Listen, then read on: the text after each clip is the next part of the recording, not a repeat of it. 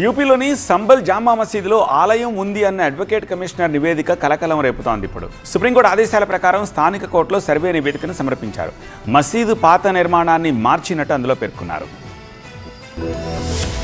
ఉత్తరప్రదేశ్లోని సంబల్లో జామా మసీద్ సర్వేపై advocate commissioner రిపోర్టులో సంచలన విషయాలు వెల్లడయ్యాయి. జామా మసీదులో ఆలయం ఆనవాళ్లు లభించినట్లు అడ్వకేట్ కమిషనర్ నివేదికలో వెల్లడించారు. మసీదులో కొత్తగా నిర్మాణాలు చేపట్టినట్టు కూడా వెల్లడించారు. అంతేకాకుండా జామా మసీదులో 2 వటవృక్షాలు అంటే మర్రి చెట్లు కూడా ఉన్నట్టు వెల్లడించారు. మసీదులో పెద్ద బావిని కూడా గుర్తించారు. బావి మసీదు లోపల సగం బయట సగం ఉన్నట్టుగా వెల్లడించారు. అంతేకాకుండా 50 రకాల పూల గుర్తుల్ని కూడా గుర్తించారు.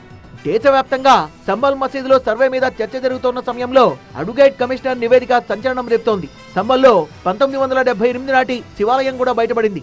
कांग्रेस सुप्रीम कोर्ट गाइडलाइंस है रिपोर्ट के बारे में अबाउट टू रिपोर्ट हमें कुछ उसको ये बताना है। इतना बता सकते हैं करीब 40 से 45 पेज की हमारी रिपोर्ट है।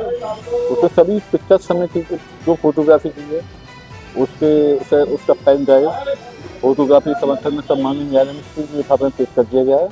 मेरा तो इतना फंक्शन था, आज मैं रिपोर्ट सबमिट कर दी है। ऑनरेबल हाई जो सुप्रीम कोर्ट का डायरेक्शन था, जो रेस्पोंडेंट हैं वो 6 जनवरी तक इसमें माननीय हाईकोर्ट जा सकते हैं।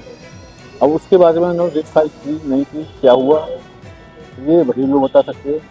ఏఎన్ఐ రిపోర్ట్లోని అంతర్గత వివరాలు వెల్లడైనట్టు సమాచారం. మొదటి రోజు నవంబర్ 19న 2.5 గంటల వీడియోగ్రఫీ, రెండో రోజు నవంబర్ 20న 3 గంటల వీడియోగ్రఫీ చేశారు. మొత్తం 4.5 గంటల వీడియోగ్రఫీని సర్వే రిపోర్ట్లో పేర్కొన్నారు. దాదాపు 1200 ఫోటోలు తీశారు. మసీదులో ఆలయానికి సంబంధించిన ఆధారాలు లభ్యమైనట్టు సమాచారం.